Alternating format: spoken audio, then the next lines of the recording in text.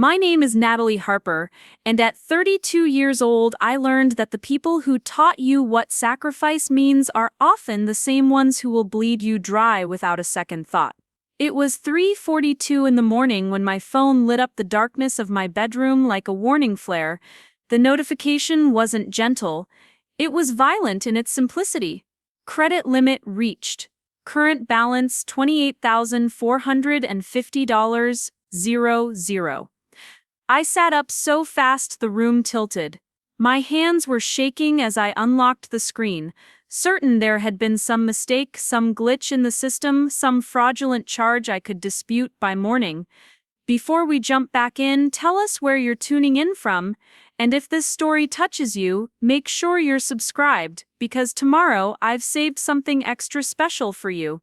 But as I scrolled through the transactions, each one was mine.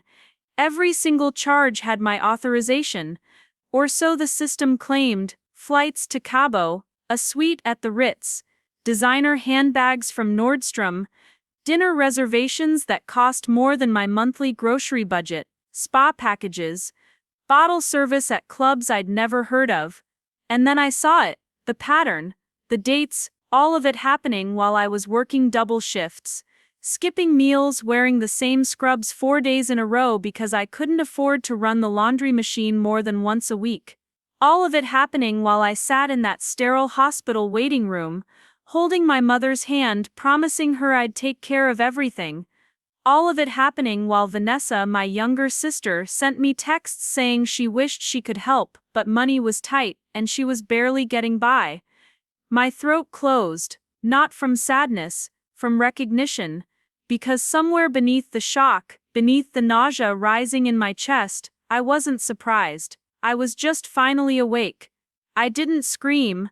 I didn't throw the phone. I sat there in my small bedroom in the Pearl District, rain tapping against the window, and I let the truth settle over me like a weighted blanket, heavy, undeniable, suffocating.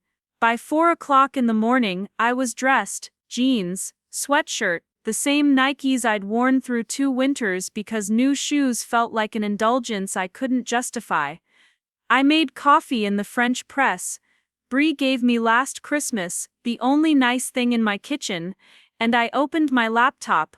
I didn't cry. I didn't pace. I worked. I logged into Instagram first because that's where Vanessa lived. That's where she performed her life for an audience that didn't know her rent was 3 months overdue, or that our mother nearly died because she couldn't afford her medication refills. And there it was, a carousel post from 4 days ago. Vanessa in a white bikini on a beach that looked like a postcard. Vanessa holding a cocktail with an umbrella in it, her nails freshly done in that ombre style she always said was too expensive. Vanessa laughing with friends I'd never met, people who looked like they'd never worried about a medical bill in their lives. The caption read, "Finally living the life I deserve. Sometimes you just have to invest in yourself." 347 likes. Comments full of heart emojis, and "You go girl and living your best life, sis." I clicked on her tagged photos. There were more.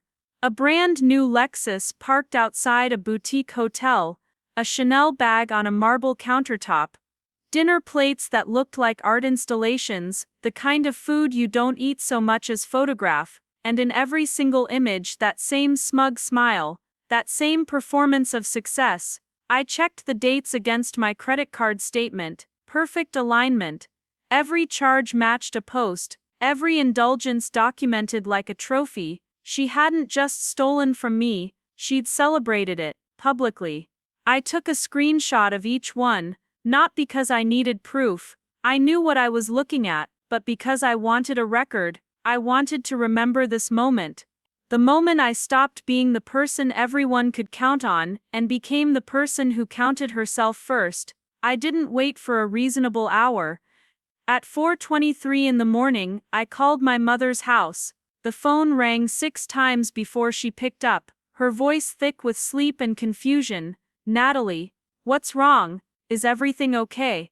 I could hear my father groaning in the background, asking who calls at this hour. "Mom," I said, keeping my voice level controlled, I need to talk to you about my credit card. There was a pause, the kind of pause that tells you everything.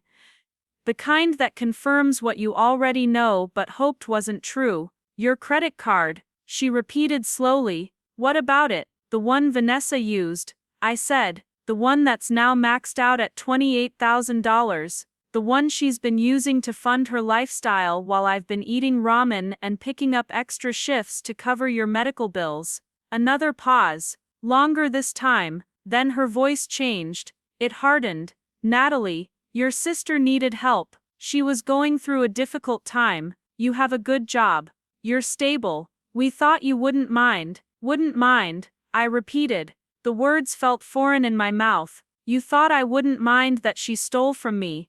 We didn't steal, she snapped. We borrowed. Family borrows from family. That's what you do. You help each other. When were you planning to tell me?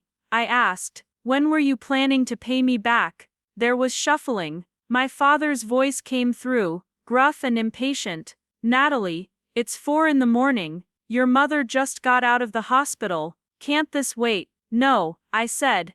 It can't. Because I've been waiting for 20 years. I've been waiting since I was 12 years old and started babysitting to help with the electric bill. I've been waiting since I was 16 and got a job at the grocery store to pay for Vanessa's school supplies. I've been waiting since I was 19 and co-signed for your truck, Dad, because your credit was shot. I've been waiting my entire life for this family to see me as something other than a bank account with a heartbeat. You're being dramatic, my mother said. Always so dramatic. Vanessa needed a break. She's been stressed. We all agreed it would be good for her. We all agreed, I repeated, meaning everyone except me, the person whose card it was, the person who's now $30,000 in debt. You make good money, my father cut in. You'll bounce back. You always do. That's the problem, I said quietly. I always do, so you never had to. There was silence on the other end. Not the silence of reflection, the silence of people waiting for me to apologize, to back down, to return to my role. I'm done, I said. Done with what? My mother asked, her voice tight. With this, I said. With being your safety net. With sacrificing my life, so Vanessa can pretend she has one. With pretending this is love when it's just exploitation with a family discount. Then I hung up. My hand was steady, my breathing was even, and for the first time in my life, I didn't immediately regret setting a boundary. The sun hadn't risen yet, but I was already moving. I opened my banking app and changed every password. Then I logged into the credit card portal and reported the card as compromised. Unauthorized users would be investigated. Charges would be disputed. It didn't matter that I'd initially added Vanessa as an authorized user 3 years ago, when she claimed she needed it for emergencies. This wasn't an emergency. This was theft dressed up in sisterhood. I called the credit card company's fraud department. The representative who answered sounded tired. Preparing and narrating this story took us a lot of time, so if you are enjoying it, subscribe to our channel. It means a lot to us. Now back to the story. Tired, but professional. I explained the situation with clinical precision, no emotion, just facts. An authorized user had exceeded their privileges. Charges were made without my knowledge or consent. I had documentation. I wanted the card canceled immediately and a new account opened that only I could access. The representative asked if I wanted to press charges. I hesitated for only a moment. Then I said yes, because this wasn't about punishment. It was about drawing a line so clear that no one could pretend they didn't see it. By 6 in the morning, I had contacted my landlord to ensure my lease was in my name only. I called the utility companies and verified that no one else had access to my accounts. I went through my email and found every instance where I'd given family members my information, my passwords, my trust, and I systematically revoked all of it. This wasn't anger. Anger would have been messy, loud, reactive. This was something colder and far more permanent. This was architecture. I was building walls where there had only been open doors, and I was doing it with the same careful attention to detail I used when processing medical claims at work. Every step documented. Every change logged. Every bridge burned with intention. I remembered being 14. It was Christmas Eve, and my mother sat at the kitchen table crying because she couldn't afford gifts for Vanessa. I'd been saving money from my babysitting jobs, hiding it in an envelope under my mattress because I wanted to buy myself a winter coat. Mine had a broken zipper and the lining was torn, but I took that envelope and I put it in my mother's hands. I told her it was okay. I told her Vanessa deserved a good Christmas. My mother hugged me and called me her angel. She called me responsible, mature, selfless. What she didn't call me was a child, who also deserved a coat. I wore that broken jacket for 2 more years. Vanessa got a new bike. I thought about the time I was 21, working full-time while taking night classes, and my father called saying he'd gotten into an accident. No insurance. The other driver was threatening to sue. He needed $5,000 for a lawyer. I emptied my tuition savings. I dropped 2 classes that semester because I couldn't afford them anymore. It set my graduation back a full year. My father never paid me back. He never even said thank you. He just called it family business and moved on.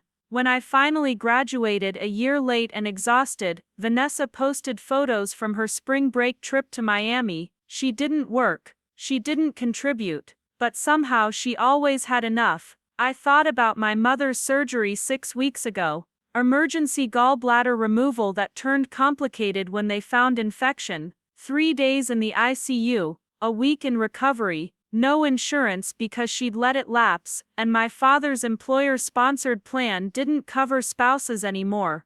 The hospital wanted $22,000 up front. I didn't have it, so I put it on my credit card, the only one with a limit high enough. I told myself it was temporary. I told myself we'd figure out a payment plan.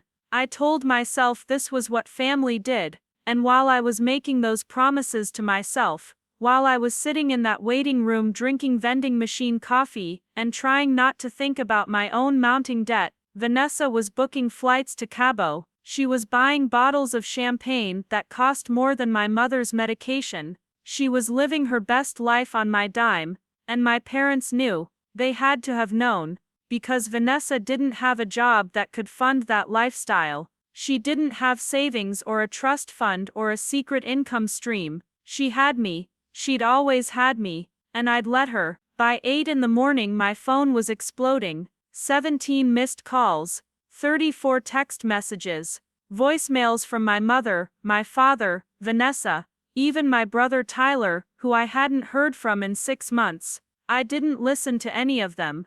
I knew what they'd say. I'd heard it my entire life. You're overreacting. You're being selfish. Family forgives. Family understands. Family doesn't keep score. Except they did keep score. They just rigged the game so I was always losing. I blocked my parents' numbers. I blocked Vanessa's number. I blocked Tyler's number. Then I went through my social media and unfriended, unfollowed, and blocked every single member of my immediate family, not out of spite, out of necessity, because I knew myself. I knew that if I left even one door open, even one window cracked, they'd find a way back in. They'd send the flying monkeys, the aunts who'd tell me I was breaking my mother's heart, the cousins who'd remind me that blood is thicker than water, the family friends who'd say I'd regret this someday. But regret is a funny thing. I'd spent 20 years regretting that I couldn't do more, give more, be more for people who never once asked if I was okay. Maybe it was time to regret something different. Maybe it was time to regret that I'd waited this long.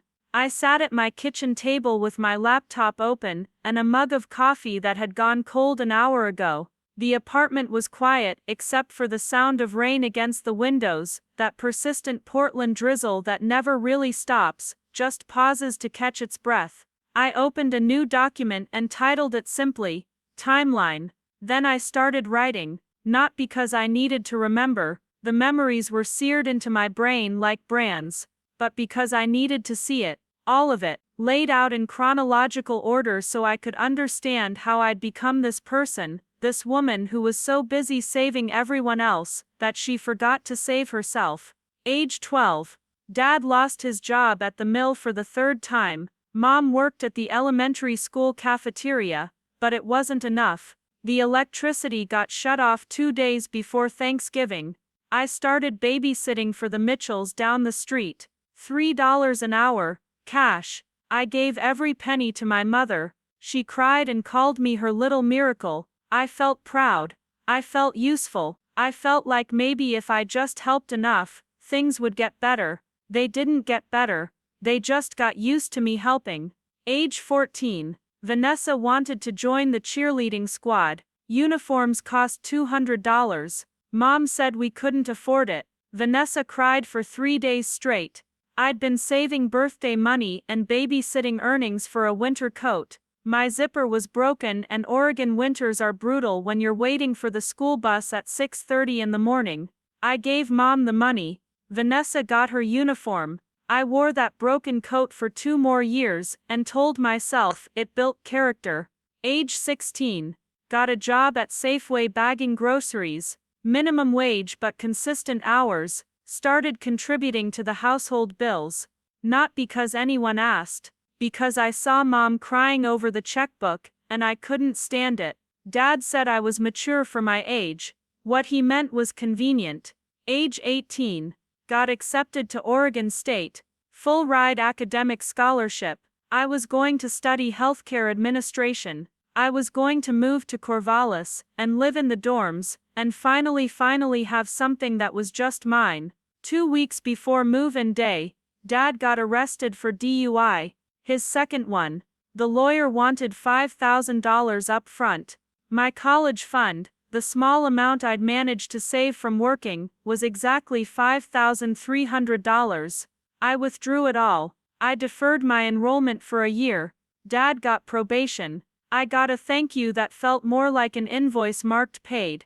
Age 19. Finally made it to college, commuting from home instead of living on campus because we couldn't afford both. Worked 25 hours a week while taking a full course load. Dad needed a new truck for work. His credit was destroyed. Would I co-sign? Just this once. Just until he got back on his feet. I co-signed. He made 3 payments then stopped. The calls from the finance company started coming to my phone. I made the payments myself for 2 years until the truck was paid off. He still drives it. I still take the bus. Age 21. Tyler got kicked out of community college for failing grades. He wanted to go to technical school to become an electrician. Tuition was $8,000. Mom asked if I could help. Just a loan. He'd pay me back when he started working. I paid the full amount. He finished the program. He got a good job. I never saw a dime. When I asked about it, he said he thought it was a gift. Family helps family, right? Age 23. Graduated college finally, a year late because I'd had to drop classes when money got tight. Got hired at Kaiser Permanente in the medical billing department. Good salary, benefits, career trajectory. For the first time in my life, I could breathe. I rented this apartment in the Pearl District. Small but mine. I bought real furniture, not hand-me-downs. I started a savings account. For 3 months I felt like a real adult. Then Vanessa's car broke down. Then Mom needed dental work. Then Dad's truck needed new tires. Then the water heater at their house died. My savings account drained like someone had pulled a plug. Age 25. Vanessa wanted to go to community college. She wasn't sure what for, but she thought maybe business or communications or something creative. I paid for her first year. She dropped out after 1 semester, said it wasn't for her, said she was going to figure things out on her own. What she figured out was how to ask me for rent money every other month. Age 27. Met someone. His name was Daniel. He was kind and stable and worked as a physical therapist. We dated for 8 months. It was good. Easy. Normal. Then my family met him. Within 3 months my father was asking Daniel for career advice that turned into asking for money. My mother was calling him at work with family emergencies. Vanessa added him on social media and started messaging him when she needed rides or favors. Daniel sat me down one night and said he loved me, but he couldn't date my entire family. He said I needed boundaries. I told him he didn't understand family obligations. He said maybe that was the problem. We broke up 2 weeks later. I told my family he was controlling. It was easier than admitting he was right. Age 29. Mom got diagnosed with gallbladder issues. Needed surgery but kept putting it off because they didn't have insurance. I started putting money aside for her medical expenses. Not in my savings account. In a separate envelope I kept in my desk drawer. Old school, physical, real. Every paycheck, I'd pull out $200 in cash and add it to the envelope. In 18 months, I saved almost $8,000. Then Dad's truck broke down. Major engine repair. $4,000. He saw the envelope when he was at my apartment. Asked what it was for. I told him. He asked if he could borrow half, just until the tax return came. I said no for the first time in my life. He called me selfish. He said after everything they'd done for me, I couldn't help with one emergency. I gave him the money. All of it. I told myself I'd rebuild it. Mom's surgery could wait a little longer. Age 31. Mom's gallbladder issues became critical. Emergency surgery. Complications. Infection. ICU. The hospital bill was $22,000. I didn't have it. My savings were gone again. Always gone. Like trying to fill a bucket with a hole in the bottom. I put it on my credit card. The only one with a limit high enough. $25,000 limit. I used $22,000 of it in one night. I told myself I'd pay it down. Aggressive payments. Sacrifice. Discipline. The same words I'd been telling myself for 20 years. Age 32. 3:42 in the morning. Credit limit reached. $28,450. While I was working doubles and skipping meals and wearing the same clothes until they fell apart, Vanessa was in Cabo. While I was sitting in hospital waiting rooms and making payment arrangements and trying to figure out how to retire before I was 80, she was buying Chanel bags and posting about investing in herself. And my parents knew. They had to know. Because Vanessa didn't have money. She had me. She'd always had me.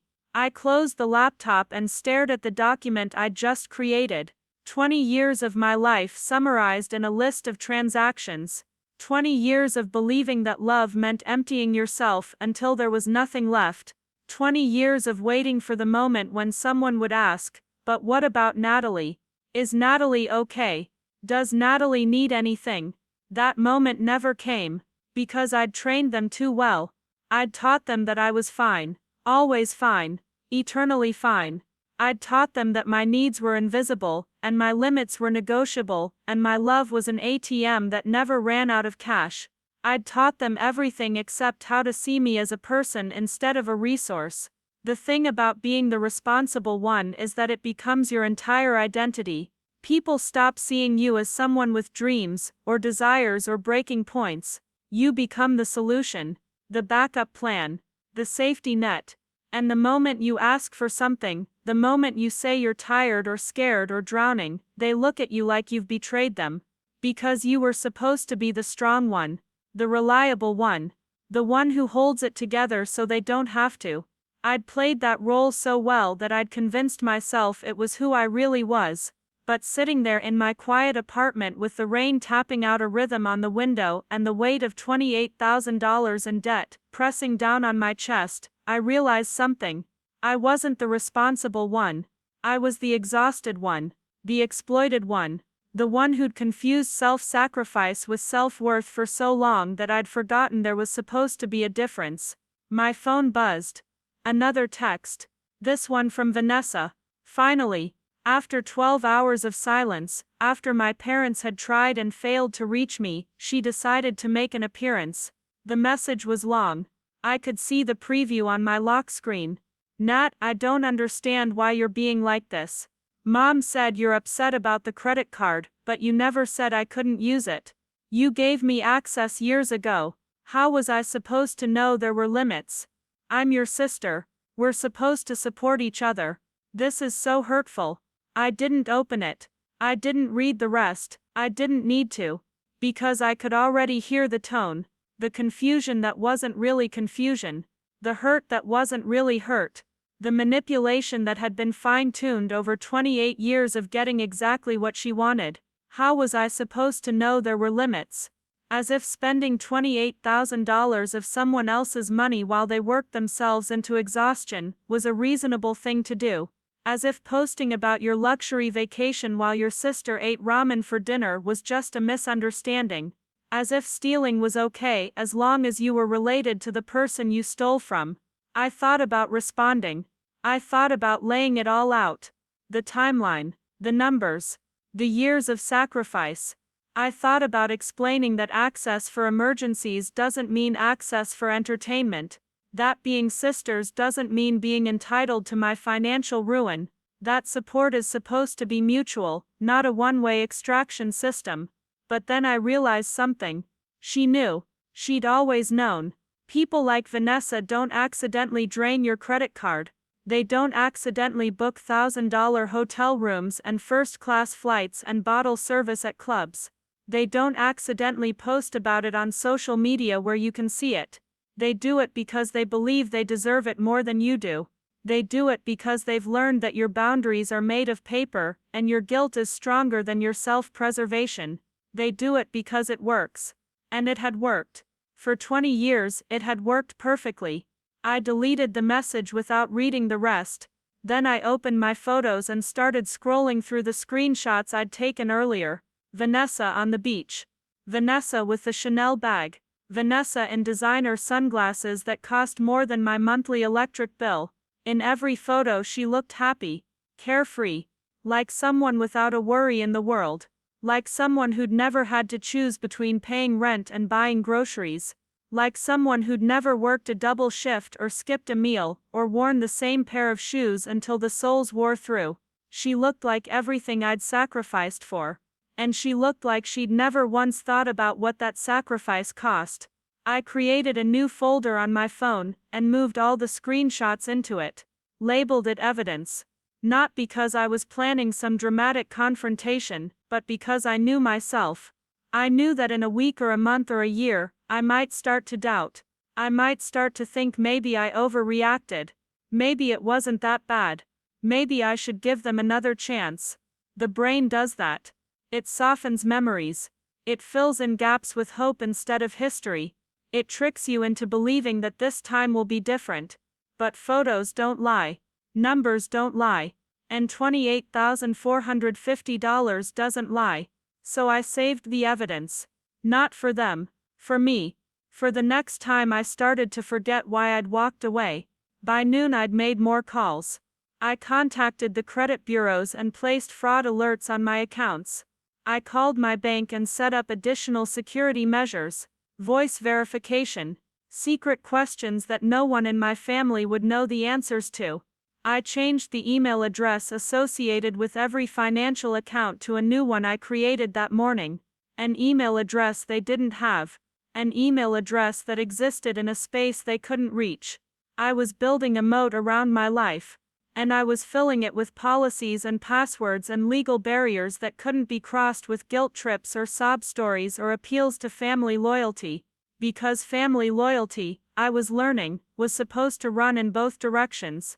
And for 20 years, it had only run one way. The apartment felt different that afternoon. Lighter somehow. Like I'd been carrying a weight I didn't even realize was there until I finally set it down. I walked to the window and looked out at the rain-soaked streets of the Pearl District. People hurried past with umbrellas and coffee cups, living their lives, carrying their own burdens. None of them knew what was happening in my quiet apartment. None of them knew that I was in the middle of the most important decision I'd ever made. And somehow, that was comforting. The world kept turning. Life kept moving. And I could choose to move with it in a new direction. A direction that didn't include being the family ATM. A direction that didn't require me to set myself on fire to keep everyone else warm. I made lunch. A real lunch. Not ramen or whatever leftovers I could scrape together. I made pasta with vegetables and garlic bread, and I sat at my small table and I ate slowly. I tasted the food. I noticed the flavors. I didn't scroll through my phone or worry about who was calling or wonder what emergency would hit next. I just ate. And it felt radical. This simple act of nourishing myself without guilt or hurry or the nagging sense that I should be doing something more productive. When had eating lunch become a luxury? When had taking care of myself become selfish? I knew the answer. It had been gradual. A slow erosion that started so early I couldn't even pinpoint the exact moment. It started with small sacrifices that seemed noble. Giving up my winter coat money so Vanessa could have a Christmas present. Skipping college dormitory life to save money for Dad's legal fees. Each sacrifice praised and reinforced until sacrifice became my default setting. Until I couldn't imagine a version of myself that said no, that kept something for herself, that believed she deserved her own resources. But I was imagining it now, and more than imagining it, I was doing it. With every password changed, every account secured, every boundary erected, I was doing it. I was becoming someone new. Or maybe I was becoming someone I'd always been underneath. Someone who got buried under 20 years of other people's expectations. Someone who'd been waiting all this time for permission to exist. And the revelation that hit me as I washed my lunch dishes, as I stood at the sink with soap bubbles on my hands and rain streaking the window, was that I didn't need permission. I never had. I'd just been taught to believe I did. The messages didn't stop. By evening they'd evolved from confused to angry to desperate. My voicemail was full. My blocked messages folder showed 43 attempts, but it was the email that caught my attention. The one from my mother's account, sent at 7:15 in the evening, with the subject line, "We need to talk about your behavior." I opened it against my better judgment. Sometimes you need to see the thing clearly to understand why you're walking away from it. "Natalie, I don't know what's gotten into you, but this needs to stop. Your father and I are beside ourselves. Vanessa is devastated. You've blocked all of us like we're strangers. Like we didn't raise you and love you and give you everything we had. We made sacrifices for you too. You know, we kept a roof over your head. We fed you and clothed you and made sure you had what you needed. And this is how you repay us. By cutting us off over money? Money that we needed. Money that kept this family afloat while you were off living your life in your fancy apartment in the city. You've always thought you were better than us. Ever since you got that job, ever since you moved out, you've looked down on us. But let me remind you where you came from. Let me remind you who was there when you needed help with school projects, when you were sick, when you needed a family. We were there. We were always there. And now you want to throw that away. Because Vanessa needed a break? Because she used a credit card that you gave her access to? She's your sister. She's family. And family doesn't abandon family over money. Your father's health isn't good. The stress you're putting on us right now could kill him. Is that what you want? Do you want that on your conscience? Call us. Come home. Let's talk about this like adults. We can work something out. We always have. But you need to stop this childish tantrum and remember who you really are. You're our daughter. You're Natessa's sister. That means something.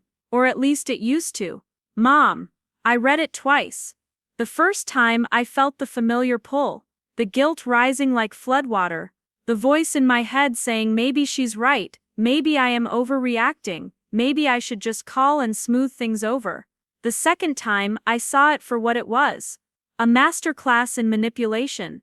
Every sentence designed to push a button, every word chosen to make me feel small, ungrateful, wrong. They kept a roof over my head. As if that wasn't the bare minimum requirement of being a parent. As if I should spend my adult life repaying them for not making me homeless as a child. We were there when you needed help with school projects.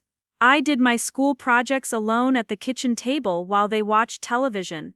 I helped Vanessa with her projects while simultaneously doing my own. We were always there. They were there when they needed something. When Dad needed bail money. When Mom needed her bills paid. When Vanessa needed funding for her lifestyle, that's when they were there, with their hands out and their expectations high. Family doesn't abandon family over money, but apparently family can exploit family for money. Family can steal and lie and gaslight, and that's fine, as long as nobody complains about it. Your father's health isn't good. The stress you're putting on us could kill him. Weaponizing his health, making me responsible for his well-being while ignoring that the stress of being their ATM for 20 years had nearly killed me. Not physically maybe, but in every other way that mattered. I closed the email. I didn't respond. There was nothing to say that they would hear, nothing to explain that they would understand. Because understanding would require them to see me as a person with limits and needs and value beyond my bank account. And they'd proven over and over that they couldn't do that. Or wouldn't. The result was the same either way. I opened a new email. This one to my best friend Bree. We'd known each other since high school, and she was one of the few people who'd ever asked if I was okay and actually waited for a real answer. The subject line was simple. I did it.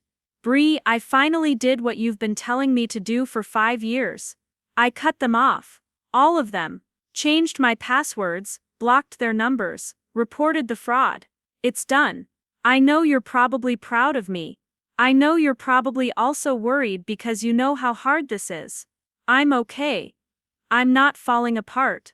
I'm not having second thoughts. Well, I'm having second thoughts, but I'm not acting on them, which I think counts as progress. I just wanted you to know. I wanted someone to know that I'm choosing myself for once. That I'm finally doing what you always said I should do. That I'm finally believing what you always told me. That I deserve better than this. Thank you for seeing it before I could. Thank you for never giving up on me even when I kept going back. Thank you for being the kind of family I thought I had. I love you, Nat. I hit send before I could overthink it. Before I could wonder if I was being too vulnerable or too dramatic or too anything. Bree would understand. She always had. 3 minutes later my phone rang. A number I didn't recognize, but the Portland area code was familiar. I almost didn't answer, but something made me pick up. Hello? Natalie. It was Vanessa. Her voice was different. Not angry, not pleading. Flat, like she was reading from a script. I blocked your number, I said. I know, she replied. I'm calling from a friend's phone. We need to talk. No, I said. We really don't. You can't just do this, she continued. And now there was emotion creeping in. Heat. Indignation. You can't just ruin my life because you're mad. I didn't ruin your life, Vanessa. You did that yourself when you decided to commit fraud. It's not fraud. You gave me access to the card. For emergencies, I said. For actual emergencies. Not for vacations and designer bags and bottle service. You were having fun while I was drowning. And you didn't care. That's not fair, she shot back. You don't know what I was going through. I was stressed. I needed a break. Everyone deserves a break. Then get a job and pay for your own break. I said, stop expecting me to fund your life while I can't even afford my own. You make plenty of money, she said. And there it was. The entitlement. The belief that my money was somehow community property. You have a good job. A nice apartment. You can afford it. Just because I can afford something doesn't mean I should have to. I replied. Just because I have resources doesn't mean they're yours to take. There was silence. Then her voice changed again. Softer now. The script had flipped to a different page. Nat, come on. It's me. We're sisters, we've always been there for each other. No, Vanessa, I said, and my voice was steady, calm, final. I've always been there for you. You've been there for yourself and assumed I'd keep paying for it. There's a difference. Mom and Dad are freaking out, she said, trying another angle. Dad's talking about his heart. Mom can't stop crying. You're tearing this family apart. I'm not tearing anything apart, I said. I'm just not holding it together anymore. There's a difference. You'll regret this, she said, and now the mask was slipping entirely. The sweetness was gone. The fake vulnerability evaporated. You'll be alone. No family, no one to call when you need help. And you'll realize you made a huge mistake. Maybe, I said, but I'd rather be alone than surrounded by people who only love me when I'm useful. Then I hung up. My hands were shaking, but not from fear, from adrenaline, from the rush of saying things I'd thought for years but never voiced, from the sensation of standing in my truth even when it was uncomfortable, even when it was scary. I blocked the number she'd called from. Then I turned off my phone entirely. Not just silent. Off. I needed complete silence. I needed to sit in the decision I'd made without the constant bombardment of people trying to change my mind. The apartment felt enormous in the quiet. I could hear the refrigerator humming. The rain had stopped and now there was just the occasional drip from the gutter outside my window. I sat on my couch, the same couch I'd bought 3 years ago when I thought I was finally building a life, and I let myself feel everything. The grief of losing people who were never really mine. The anger at years wasted on one-sided relationships. The fear of what came next. The relief of finally being free. All of it swirled together in my chest like a storm that couldn't decide whether to rage or dissipate. I thought about what Vanessa said. You'll be alone. She meant it as a threat, as the worst possible outcome, as the thing that should scare me back into compliance. But sitting there in my quiet apartment with no demands on my time, no guilt weighing on my shoulders, no crisis to solve or bill to pay, or person to rescue, alone didn't feel like a punishment. It felt like possibility. It felt like a blank canvas instead of a page that everyone else had already written on. It felt like mine. I got up and walked to my bedroom, opened my closet and looked at my clothes. Not many. I'd never had money for a real wardrobe. Everything I owned was practical, functional, bought on sale or clearance. Nothing beautiful just for the sake of being beautiful. Nothing impractical or indulgent. I'd spent 20 years buying the cheapest version of everything, so I'd have more to give away. And what had it gotten me? A closet full of clothes I didn't love and a family that didn't love me back. Not really. Not in the way that mattered. I pulled out a dress. I'd bought it 2 years ago for a work event. Emerald green, the kind of green that made my eyes look brighter.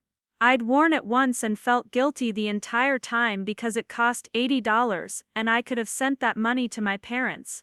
Could have helped with Vanessa's rent. Could have put it toward the endless list of family needs that always came before my own. I put the dress on now. 7:30 on a Thursday evening with nowhere to go and no one to see. I put it on and I stood in front of my mirror and I looked at myself. Really looked. When was the last time I'd done that? When was the last time I'd seen myself as something other than a function? Other than the person who solves problems and pays bills and keeps everything running? I looked at the woman in the mirror and I barely recognized her. But I wanted to know her. I wanted to find out who she was when she wasn't performing responsibility. Who she was when she wasn't being drained dry. Who she was when she had the space to become something other than everyone else's solution. I took the dress off and hung it back in the closet carefully. Then I changed into comfortable clothes and went to my desk. I opened my laptop and created a new spreadsheet. Not a timeline this time. A plan. I titled it Building a Life That's Actually Mine. First column, debt payoff strategy. The $28,000 would be disputed, but even if I won there would be complications. Legal fees maybe. Time. Energy. I needed a plan that didn't depend on the fraud case going my way. I calculated minimum payments. Interest rates. How much I could put toward it each month if I wasn't also funding my family's lifestyle. The numbers were actually manageable. Tight but manageable. Without them I could do this. Second column. Emergency fund. Real emergency fund. Not the kind that got raided every time someone else had a crisis. I researched high-yield savings accounts. Accounts at different banks from my checking. Accounts that would take days to transfer from, not seconds. Accounts that required intention to access, not impulse. I'd start small. $50 a paycheck. Build it slowly. Build it protected. Third column. Retirement. I'd been putting the bare minimum into my 401k, just enough to get the company match. But I could do more now. I could actually plan for a future that didn't involve working until I died. I increased my contribution to 15%. It would mean less take-home pay, but more security. More proof that I believed I had a future worth investing in. Fourth column. Therapy. I'd been thinking about it for years. But therapy cost money, and there was always something more urgent. Someone else's need that came first. But this was urgent too. 20 years of conditioning doesn't just dissolve because you change your passwords. I needed help unpacking it. Understanding it. Making sure I didn't just rebuild the same patterns with different people. I found a therapist who specialized in family trauma and codependency. Dr. Elizabeth Patterson. Her next available appointment was 3 weeks out. I booked it. Fifth column. Joy. I actually wrote that. Things that brought me happiness just for the sake of happiness. Not productive. Not practical. Just joy. I started a list. Coffee from the good place. Not the cheap place. Books from the bookstore. Not the library. A gym membership so I could take care of my body.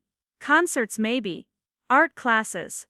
Things I'd always wanted to try but never could because the money was always spoken for before I even earned it.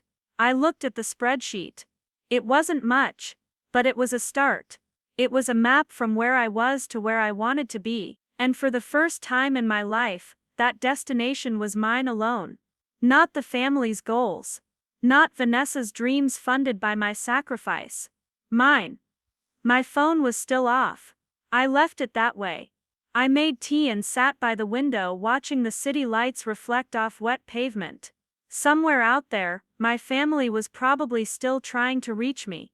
Still trying to find the right combination of words that would make me come back. The right amount of guilt or fear or obligation that would override my decision. But I wasn't coming back. Not to the role I'd played. Not to the person I'd been. That version of Natalie was done. She'd given everything she had, and then some, and it still wasn't enough. It would never be enough, because the goal wasn't to help me. The goal was to use me, and I was finally understanding that being used even by family, especially by family, wasn't love. I thought about my mother's email. The way she'd twisted everything. Made my boundaries into betrayal. Made my self-preservation into selfishness. That was the game. That had always been the game. Keep me confused about what was normal. Keep me questioning my own reality. Keep me believing that their treatment of me was somehow my fault, my responsibility, my cross to bear. But I wasn't confused anymore. I saw it clearly. And once you see it, you can't unsee it. Once you recognize the pattern, you can't pretend it's not there. The rain started again, soft and persistent. I opened the window a crack and let the cool air in. Let it wash over me like a baptism. Like the beginning of something I couldn't quite name yet but could feel coming. A life where my love didn't have a price tag. Where my worth wasn't measured in what I could provide. Where I was valued for existing, not for being useful. I didn't know if that life was possible. But I knew it wasn't possible if I stayed where I was. If I kept doing what I'd been doing. If I kept hoping that eventually they'd see me and choose me and love me the way I'd loved them. Einstein said insanity is doing the same thing over and over and expecting different results. By that definition, I'd been insane for 20 years. But not anymore. Now I was doing something different. And if the result was being alone, if the result was being the villain in their story, if the result was losing people I'd spent my whole life trying to keep, then so be it. Because the alternative was losing myself, and I'd been doing that for long enough. The first week was the hardest. Not because I missed them, but because my body didn't know what to do with the absence of crisis. I'd wake up at 3 in the morning, with my heart racing, reaching for my phone to check for emergency texts that weren't there anymore. I'd come home from work, and stand in my apartment feeling unmoored, like I'd forgotten something crucial but couldn't remember what. It took me days to realize what was missing. The weight. The constant low-level anxiety of waiting for the next disaster. The mental math I'd always been running in the background, calculating how much I could give before I broke completely. It was gone. And the space it left felt strange and hollow, and terrifyingly open. I turned my phone back on after 2 days. The voicemails had stopped, but the emails continued. My father sent one with the subject line, "Final attempt at reconciliation." I didn't open it. My mother sent one every morning at 6 a.m., like clockwork. Each subject line a variation of the same theme. "Please talk to us. Your family needs you. This isn't who you are." I set up a filter that sent them directly to a folder I never looked at. Not deleted. I wasn't ready for that finality yet. But invisible. Quarantined. Unable to reach me. Tyler, my brother, tried a different approach. He sent a Facebook message, even though I'd unfriended him, which meant he'd gone to the trouble of finding me through the platform's search. "Nat, this is getting out of hand. I don't know what happened between you and everyone, but you're hurting Mom and Dad. They don't deserve this. Vanessa's a mess. She made a mistake, okay? We all make mistakes. You're not perfect either. Remember when you forgot my birthday 3 years ago? Remember when you said you'd help me move and then canceled last minute? We forgave you. That's what family does. We forgive and we move on. Stop being stubborn and just call them." This silence is cruel. I stared at that message for a long time. The false equivalencies. The way he'd dug up minor infractions from years ago, things I'd apologized for profusely, things that hadn't cost anyone $28,000, and tried to make them equal to what had been done to me. The way he'd turned my boundaries into cruelty and their exploitation into a simple mistake. The way he'd made my healing into a character flaw. I typed a response. Deleted it. Typed another. Deleted that too. Finally, I wrote something simple. "Tyler, I forgot your birthday because I was working a double shift to pay off Dad's legal fees. I canceled helping you move because Mom was in the hospital, and I was the only one who showed up. You're right that we all make mistakes. But there's a difference between forgetting a date and stealing someone's financial future. I'm not being stubborn, I'm being done. There's a difference." I hit send before I could second guess it. Then I blocked him too. The list was growing. Mother, father, Vanessa, Tyler, Aunt Rebecca, who'd sent a message calling me ungrateful, Cousin Michael, who'd told me I was breaking Grandma's heart, never mind that Grandma had been dead for 6 years. One by one, I was pruning the family tree, cutting off the branches that only knew how to take. Work became my sanctuary. At Kaiser Permanente, I was good at what I did. I processed medical claims with accuracy and speed. I helped patients navigate the nightmare of insurance bureaucracy. I was valued for my skills, not my wallet. My coworker James noticed something different about me. We were in the break room, and he was microwaving something that smelled like curry, while I ate the salad I'd actually bought from the good place downtown, not made from wilted vegetables I was trying to use before they went bad. "You seem lighter," he said, sitting across from me. "I don't know how else to describe it. Like you're not carrying something heavy anymore." I considered deflecting, making a joke, changing the subject. But James was kind and he'd never asked me for anything except honest conversation, so I told him. "Not everything. But enough. I cut off my family," I said. "They were taking advantage of me financially and I finally put a stop to it." His eyes widened slightly, but he didn't look shocked. He looked like he understood. "Good," he said simply. "Good. That's it?" I asked. No lecture about blood being thicker than water or giving people second chances. He shook his head. "I watched my sister drain my mom for years," he said. "Always an emergency. Always a crisis. Always my mom enabling it because that's what mothers do, right? They sacrifice. Except it wasn't sacrifice. It was self-destruction, and my mom couldn't see the difference until she had nothing left. Not money. Not health. Not even the will to fight anymore." "I didn't know," I said. "You never mentioned it, because it's shameful," he replied. "We're taught that family is everything. That blood matters most. That if you can't make it work with the people who raised you, something's wrong with you. But sometimes the people who raised you are the problem. Sometimes the healthiest thing you can do is walk away. And sometimes the people who judge you for it are just scared you're showing them a possibility they're too afraid to choose for themselves. I sat with that for a moment. The relief of being understood without having to justify myself. The validation that I wasn't crazy or cruel or wrong. That what I'd done was self-preservation, not betrayal. We finished our lunch talking about normal things. The new system update at work. The Portland Trail Blazers' terrible season. The coffee shop that just opened on 3rd Avenue. And it felt revolutionary. To have a conversation that didn't revolve around crisis or obligation or guilt. To just exist as a person with opinions about basketball and coffee. To be seen as whole instead of functional. That afternoon, I got an email from the credit card fraud department. They'd completed their preliminary investigation. The charges made by Vanessa were indeed unauthorized in the legal sense. I'd given her access for emergencies only, which was documented in the original authorization form I'd filed. Personal vacations and luxury purchases didn't qualify. They were moving forward with the fraud claim. They'd be issuing me a new card with the fraudulent charges removed. Vanessa would be contacted by their legal team. There could be criminal charges if I chose to pursue them. I sat at my desk staring at that email. This was real. This was happening. The system I'd always been too afraid to use, the one I thought would make me the bad guy, was actually working. I wasn't the villain for using it.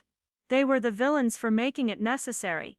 I called the number provided and spoke to a representative named Claire. She was professional but warm. "Miss Harper, I want you to know that what happened to you is unfortunately common. Family fraud is one of the fastest growing categories we see. And it's often the hardest for victims to report because of the emotional complexity. You did the right thing," she said. "I know it doesn't feel that way. I know you probably feel guilty or conflicted, but you did the right thing." "Thank you," I managed. I needed to hear that. "The new card will arrive in 5 to 7 business days," she continued. "In the meantime, your account will reflect the corrected balance. You'll see the charges reversed within 48 hours. We'll also be sending you documentation for your records. If your family member contacts you about this matter, please direct them to our legal department. Don't engage directly." "Understood. Understood," I said. When I hung up, I felt something shift. A weight I didn't even know I was still carrying suddenly lifted. The charges would be reversed. I wouldn't be buried under $28,000 of debt for someone else's vacation. I wouldn't spend the next 5 years paying for Vanessa's margaritas and designer sunglasses. I would be free of it. Financially at least. The emotional debt was something else entirely.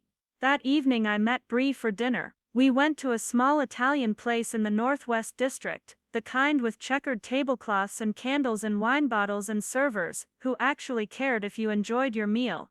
Bree took one look at me and smiled. "You did it," she said. "You really did it." "I did," I confirmed. "I'm still doing it. Every day I have to choose it again. But I'm doing it." She reached across the table and squeezed my hand. "I'm so proud of you. I know that doesn't fix anything. I know it doesn't make it easier. But I need you to know that what you did took more courage than most people will ever have to find." "It doesn't feel like courage," I admitted. "It feels like survival." "Maybe they're the same thing," she said. "Maybe courage is just survival with intention." We ordered too much food. Pasta and bread and wine and tiramisu for dessert. And for the first time in longer than I could remember, I didn't calculate the cost while I ate. I didn't think about how this money could have gone to someone else's emergency. I didn't feel guilty for taking up space and resources. I just ate. I tasted the food. I laughed at Bree's stories about her chaotic workplace. I told her about James and his quiet validation. I existed in the moment without the constant background noise of obligation. "This is what it's supposed to feel like," I said at some point, maybe after the second glass of wine. "What?" Bree asked. "Living," I said. "Just living without it being a transaction. without every choice being weighed against someone else's needs, without having to justify taking care of myself. She smiled, sad and knowing. Yes, she said. This is what it's supposed to feel like. And you deserve to feel this way all the time.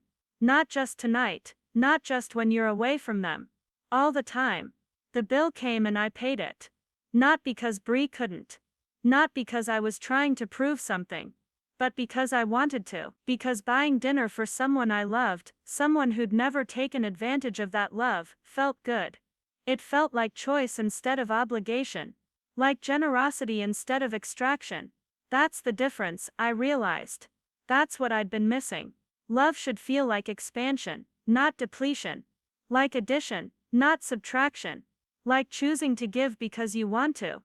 Not because you'll be punished if you don't. 3 weeks later, I sat in Dr. Patterson's office for my first therapy appointment. The space was exactly what you'd imagine. Soft lighting, comfortable chairs, a box of tissues strategically placed on the table between us. Dr. Patterson was in her 50s, with kind eyes and an aura of someone who'd heard everything, and wouldn't judge any of it. Tell me why you're here, she said simply. And I told her. Everything. The timeline. The money. The credit card. The photos. The cutting off. The guilt. The relief. The confusion of feeling both. She listened without interrupting. When I finished, she was quiet for a moment. Then she said, Natalie, what you're describing is financial abuse. I blinked. I'd never thought of it that way. Abuse felt like such a strong word. Abuse was physical violence. Abuse was screaming and threatening. Abuse wasn't your family asking for help. Abuse comes in many forms, she continued, reading my thoughts on my face. And financial abuse is particularly insidious, because it's often disguised as love or need, or family obligation. But let me ask you something. In all these years of giving, did they ever consider your financial well-being? Did they ever ask if you could afford what they were taking? Did they ever show concern for the position they were putting you in? No, I admitted. Never. That's not love, she said gently. Love considers the other person. Love doesn't demand sacrifice until there's nothing left to give. What you experienced was exploitation, and the fact that it came from family doesn't make it less harmful. It makes it more confusing, because we're taught that family is supposed to protect us. So when they're the ones hurting us, we blame ourselves. We think we're not doing enough, not giving enough, not being enough. When the truth is we were always enough, they just refused to see it. I cried then. Not delicate tears. Deep wrenching sobs that came from a place I'd kept locked for decades. Dr. Patterson handed me tissues and waited. She didn't rush me or tell me it would be okay or try to fix it. She just let me feel it. All of it. The grief of lost years. The anger at being used. The relief of being seen. The fear of what came next. When I could breathe again, she asked, "What do you want your life to look like now?" "I don't know," I said honestly. "I've spent so long being what they needed that I don't know who I am without that role." "Then that's what we'll work on," she said. "Finding out who Natalie is when she's not performing for anyone. When she's not earning her right to exist through service. When she's just allowed to be." Over the following weeks, something shifted. Not dramatically, not like a switch being flipped, but gradually, like a photograph developing in solution, the image of my new life started to become clear. I joined a gym and started going to morning yoga classes, not to lose weight or achieve some goal, just to feel my body move, to inhabit space without apologizing for it. I went to Powell's Books on a Saturday afternoon and bought 4 novels just because they looked interesting. I didn't need them. I didn't have to justify them. I just wanted them. And that was enough. I started cooking real meals for myself, trying recipes, making mistakes, learning that burning garlic wasn't a moral failure, just part of the process. I subscribed to a streaming service and watched entire seasons of shows without guilt.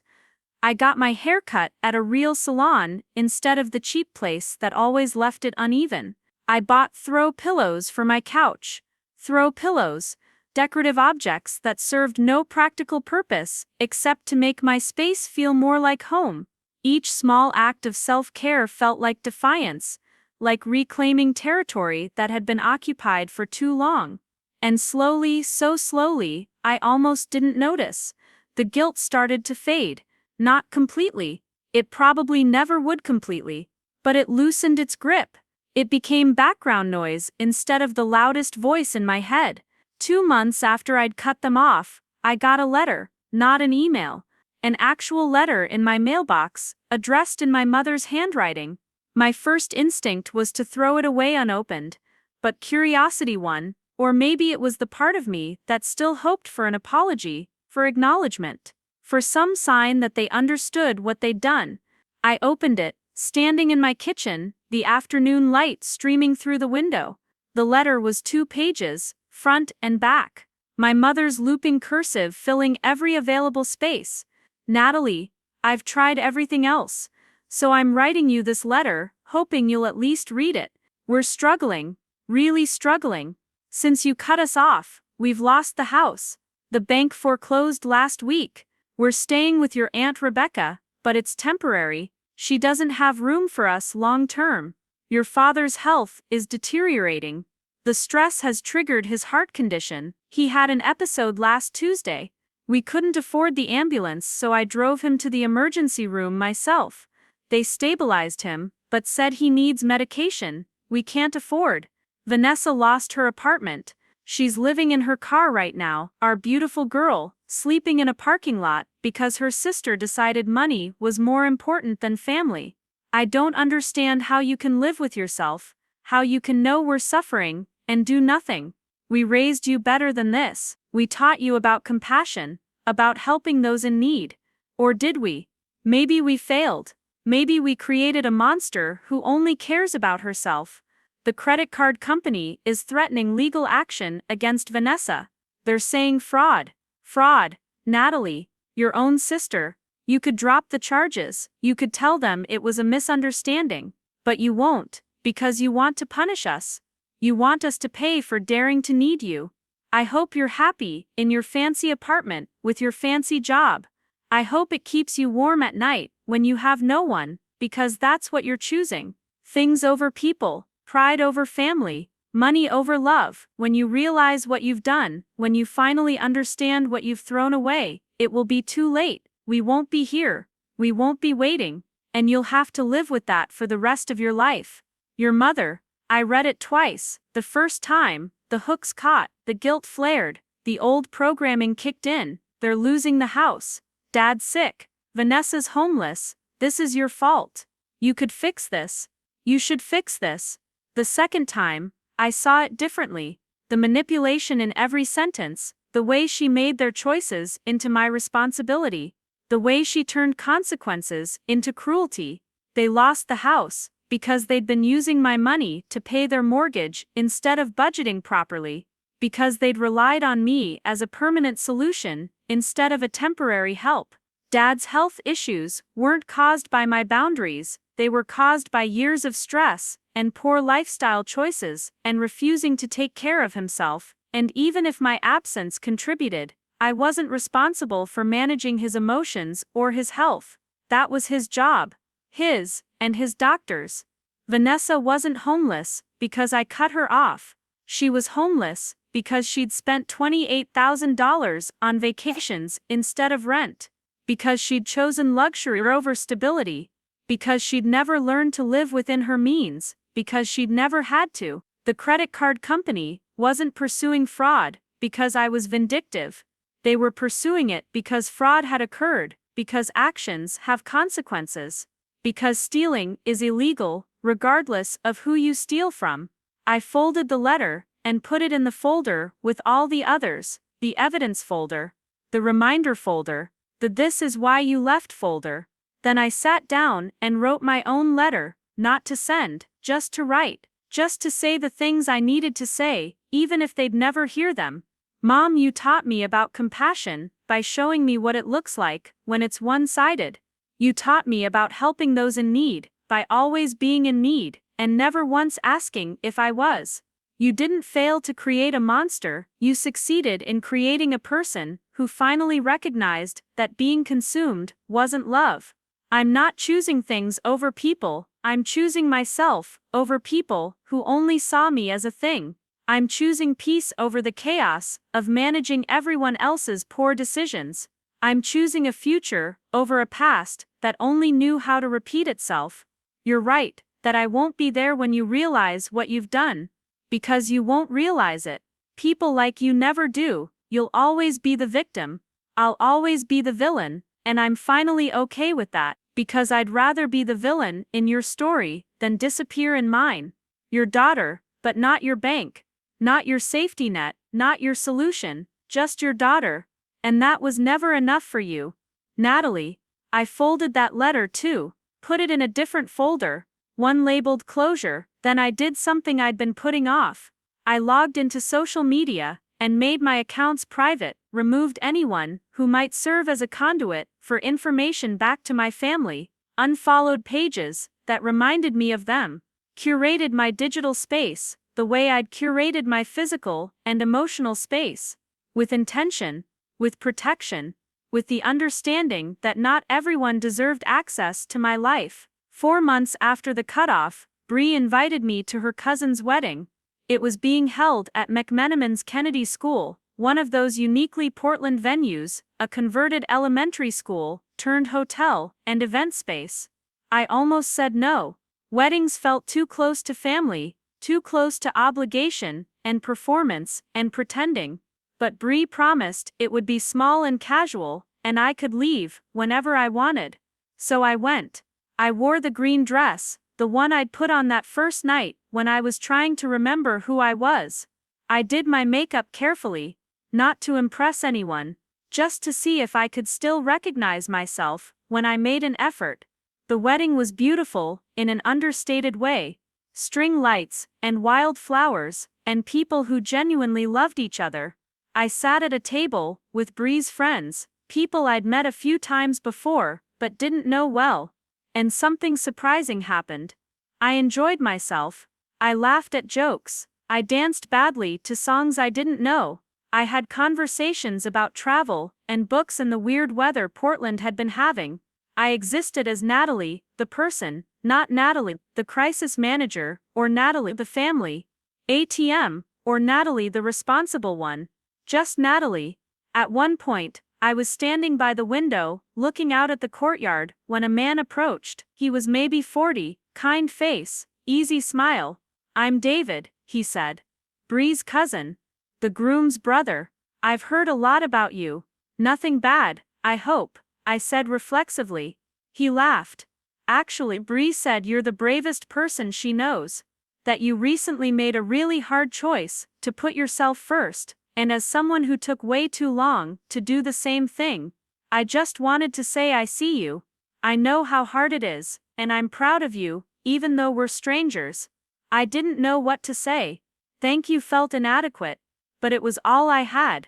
We talked for a while. He told me about cutting off his own toxic family 5 years ago, about the guilt, and the grief, and the eventual peace, about how he'd built a chosen family that actually showed up for him, about how he'd learned that biology doesn't obligate you to accept abuse.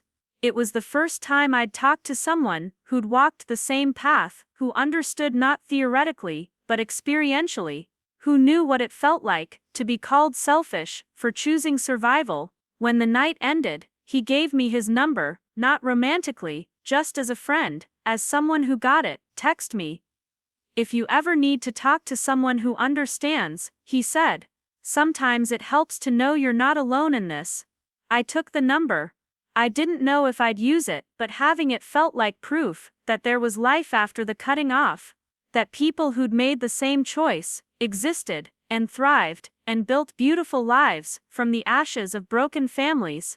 I drove home that night, with the windows down, cool Portland air rushing in, and I felt something I hadn't felt in years.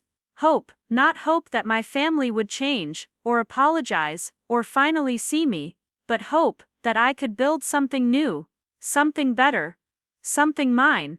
When I got home, there was an email from the credit card company. The fraud case had been resolved in my favor, all charges reversed. My balance back to what it was before Vanessa's spending spree. Vanessa had been offered a settlement, she could pay back a portion of the debt, and they'd drop the criminal charges. Or she could face prosecution. Either way, it was no longer my problem. I closed the laptop and sat in the quiet of my apartment. My apartment. My space, my life. I thought about the Natalie from 4 months ago. The one who woke up at 3:42 in the morning to a number that changed everything. She'd been so scared, so uncertain, so conditioned to believe that walking away made her the villain. I wanted to tell her what I knew now, that walking away didn't make you the villain. It made you the author, the one who finally picked up the pen and decided what happened next. That family wasn't about blood. It was about who showed up when you needed them, and who didn't punish you for having needs in the first place. That love without conditions wasn't a fantasy. It was a standard, and anyone who couldn't meet it didn't deserve access to your heart. I wanted to tell her that the guilt would fade, that the grief was real, but temporary, that the peace waiting on the other side was worth every uncomfortable moment of getting there. But she couldn't hear me. She was in the past, making the hardest choice of her life, and I was in the future she'd created, living proof that the choice was right. I got ready for bed with a routine that had become sacred, washing my face with the good cleanser, not the cheap stuff, moisturizing, brushing my teeth, small acts of care that said you matter, you're worth the effort, you deserve to be treated well, even by yourself. I climbed into bed and picked up one of the books I'd bought myself, read a chapter. Then another, no guilt about the time. No calculation of what I should be doing instead. Just reading, because I wanted to. Just existing in a moment that belonged entirely to me. Before I turned off the light, I pulled out my phone, looked at the email from Dr. Patterson, confirming my appointment for next week. The calendar reminder for coffee with James on Thursday. The text from Bree with photos from the wedding, and a message that said, "You looked so happy tonight." It was beautiful to see. I typed a response. I felt happy. I think I'm finally learning what that's supposed to feel like. She replied immediately with a string of heart emojis, and the words, "You deserve all of it, every bit of happiness. Every moment of peace, don't ever forget that." "I won't," I typed back. "I promise I won't." I set the phone down and turned off the light, lay in the darkness, listening to the sounds of the city. Cars passing. Someone laughing on the street. The distant sound of music from a bar, a few blocks away, life happening, all around me. Life I was finally part of, instead of just watching from the sidelines, while I managed everyone else's chaos. I wasn't the villain in their story. I was the hero in mine, and that distinction made all the difference. I closed my eyes, and for the first time in 20 years, I slept through the night, without waking up in a panic about someone else's emergency. I slept like someone who'd finally come home to herself, and when morning came, when light filtered through my window, and a new day began, I woke up, not with dread, but with possibility. Not wondering what crisis awaited, but wondering what I wanted to do with the hours ahead, the hours that were mine, the life that was mine. The future I'd finally claimed. 6 months had passed since that morning, when everything shattered and rebuilt itself in the same breath. 6 months of learning to live without the constant hum of crisis in my bloodstream. 6 months of discovering that peace wasn't the absence of noise, but the presence of choice. I was different now, in ways both subtle and seismic, and the strangest part was that I barely recognized the person I'd been before. It was a Saturday, in late March, when I decided to do something I'd been avoiding. I drove out to Beaverton, to the neighborhood where I grew up, where my parents' house used to stand before the foreclosure. I didn't know what I was looking for. Closure maybe, or proof that I'd made the right choice, or maybe just confirmation that the past was actually past and couldn't reach me anymore. The house looked different, with someone else living in it. There was a new mailbox, shaped like a barn. The lawn was manicured in a way my father never bothered with. Through the window, I could see different furniture, different curtains, a different life unfolding in the space where mine had been suffocated for so long. I sat in my car across the street and waited for something to hit me. Nostalgia, regret, longing, but all I felt was a distant curiosity, like looking at a museum exhibit of someone else's history. A woman came out of the house, maybe mid-40s, carrying a laundry basket. She set it down to adjust the garden hose, and I watched her move through this ordinary moment, this slice of domestic life, in the place where I'd learned all the wrong lessons about love. I wondered if she was happy there. I wondered if the walls still held the echoes of all those years of dysfunction, or if new memories had painted over them completely. She looked up and caught me staring. For a second, we locked eyes. She didn't look suspicious or concerned, just mildly curious. I lifted my hand in a small wave, a gesture that said nothing and everything. She waved back, then I started my car and drove away. I didn't need to be there. I didn't need to walk up to the door and introduce myself as the daughter who used to live there, the one who paid the mortgage for years, the one who finally stopped. That story didn't live there anymore. It lived in me, but it didn't define me. Not anymore. I drove to Waterfront Park instead, parked near the Saturday market, and walked along the Willamette River. The spring air was crisp and clean, carrying the scent of rain that hadn't fallen yet, and flowers just beginning to bloom. Families were out with dogs and strollers, couples walked hand in hand. Someone was playing guitar under the Morrison Bridge, the music drifting across the water like a prayer. I bought coffee from a cart, the expensive kind with oat milk and vanilla, and I sat on a bench, watching the river move, always moving. Never the same water twice. Heraclitus was right about that. You can't step in the same river twice, you're not the same person, and it's not the same river. I thought about the version of me that would have sat here 6 months ago, phone in hand, checking messages, bracing for the next demand. She would have been here physically, but absent mentally, already calculating how much she could afford to give, already preparing for the next crisis, but that version was gone.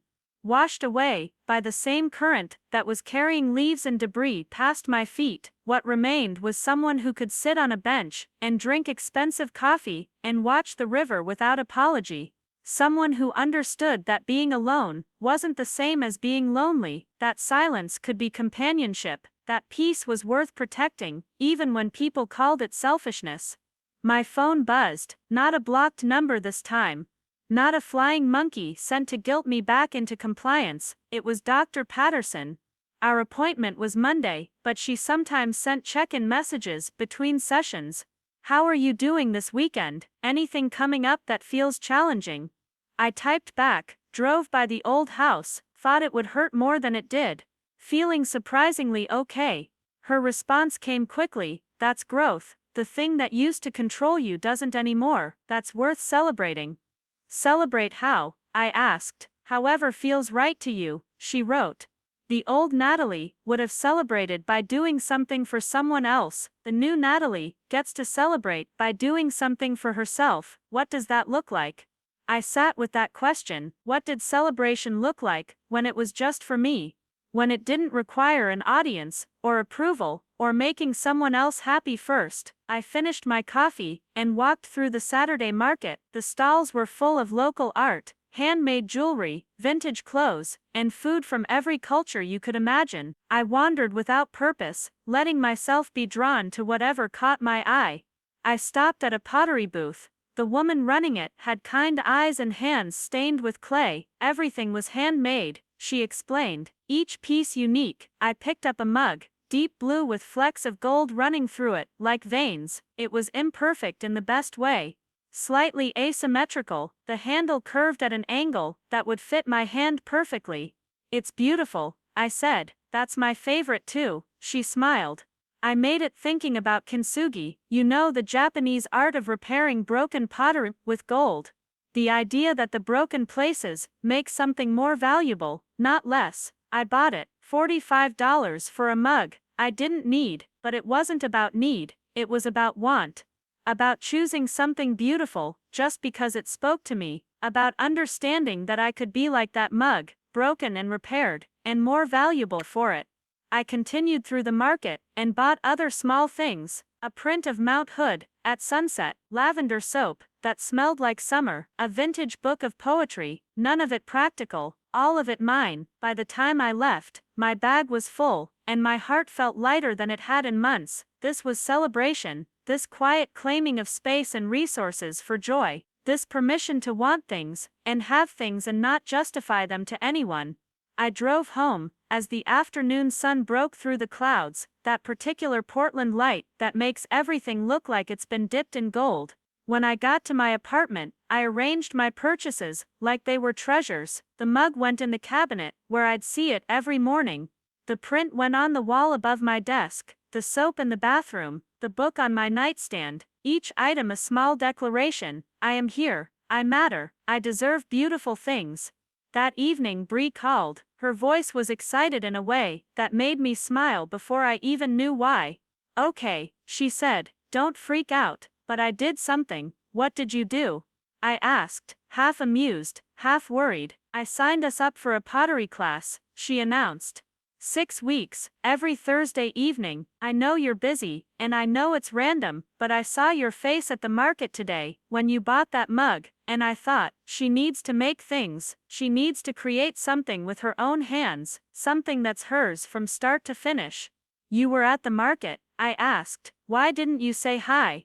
I was with my mom, she admitted, and I know you're still processing family stuff, so I didn't want to make it weird, but I saw you, Nat. I saw you buying things for yourself, and smiling, and I realized I hadn't seen you do that in years, maybe ever. So I went home, and I signed us up, and if you hate it, we can drop out, but I really think you should try. I was quiet for a moment. A year ago, I would have said no immediately. Too expensive, too frivolous, too much time away from responsibilities, but now I said yes. Okay, I agreed. Let's do it, really. She sounded surprised. You're not going to think about it for 3 weeks and then feel guilty and cancel? Really, I confirmed. I want to do something just because I want to. I want to make something that's mine. I want to stop waiting for permission to live. The joy in her voice was palpable. This is going to be amazing. You're going to be amazing. You already are, but you're going to get to see it yourself. Thursday came, and we went to the pottery studio, in Southeast Portland. The room smelled like earth and water. There were 8 of us in the class, all beginners, all looking slightly nervous and excited. The instructor was a woman named Maria, with clay permanently under her fingernails, and a calm presence that made everyone relax. We're going to start simple, she said, just getting familiar with the clay. Understanding how it moves, how it responds to pressure, how it needs both firmness and gentleness to become something new. She might have been talking about pottery, but I heard it as a metaphor for everything, for how I'd needed both firmness and gentleness with myself, how I'd had to apply pressure to my old patterns to break them, how I was learning to respond to my own needs. We each got a lump of clay, and began. At first, my hands didn't know what to do. The clay was cold and wet, and resistant, but as I worked it, as I pushed and folded, and shaped, it started to warm, started to respond, started to become pliable. I wasn't making anything specific, just exploring, feeling the texture, understanding the medium, and something about it was profoundly healing. This act of creation, without purpose, this making without having to justify why, or for whom, just hands and earth and possibility. Bree worked next to me, her tongue sticking out slightly in concentration, the way it always did when she was focused. Every few minutes, she'd look over at what I was making, and smile. By the end of the class, I had a small imperfect bowl, lumpy and uneven, and absolutely mine.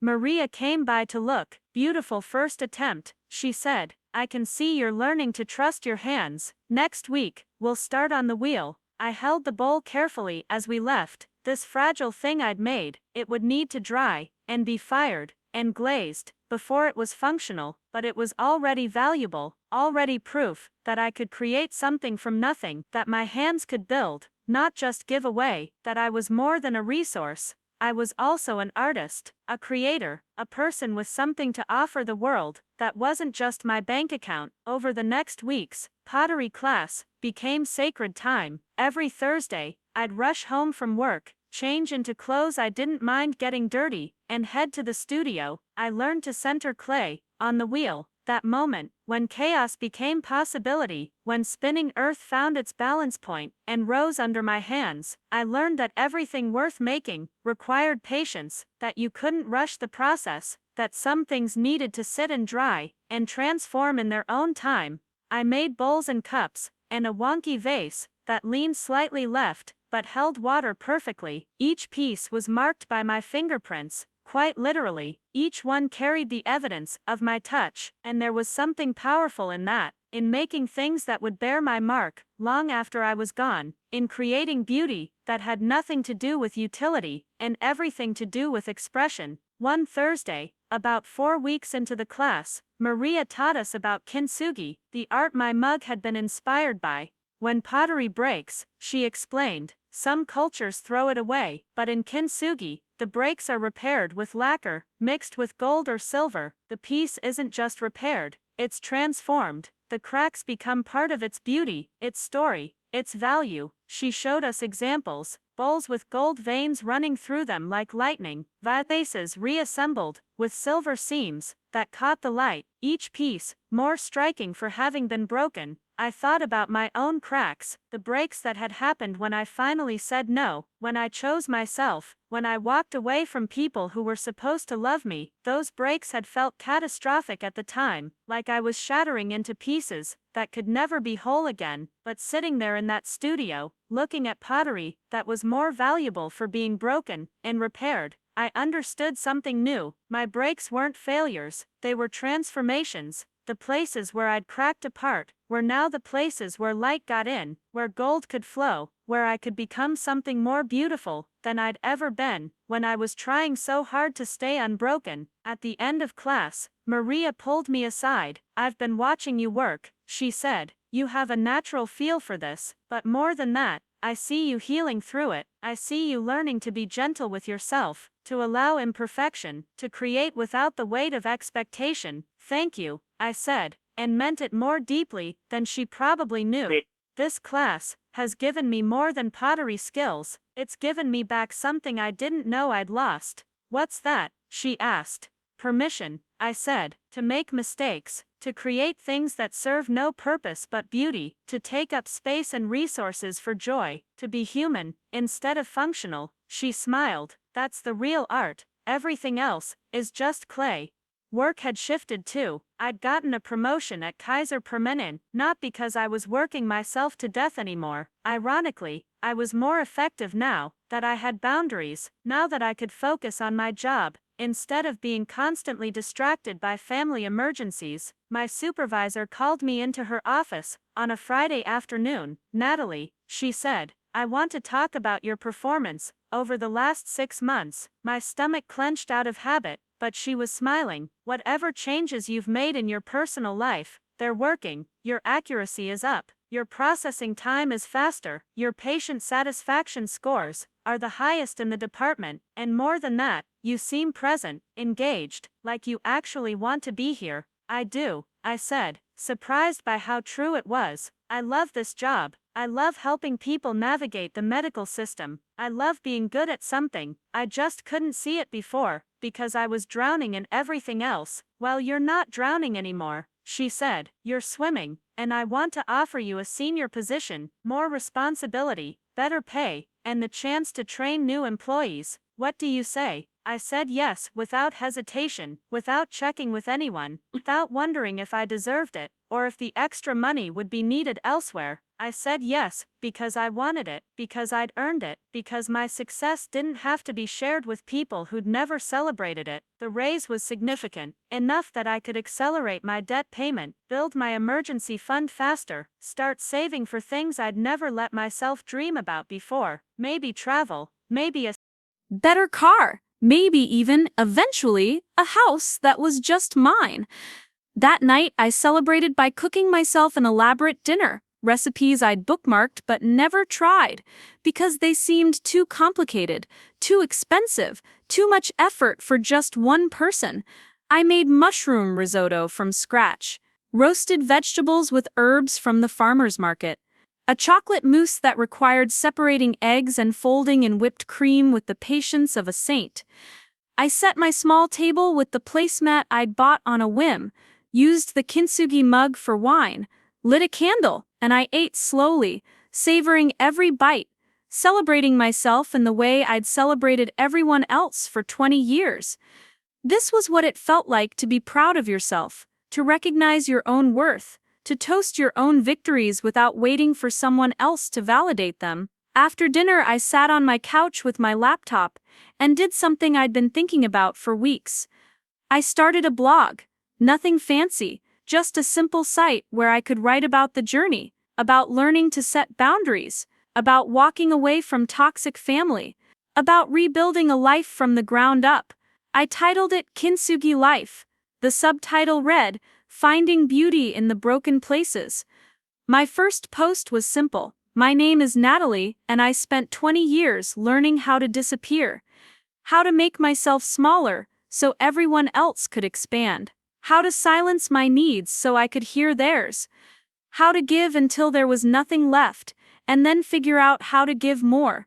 6 months ago, I stopped. I said no. I walked away. I chose myself.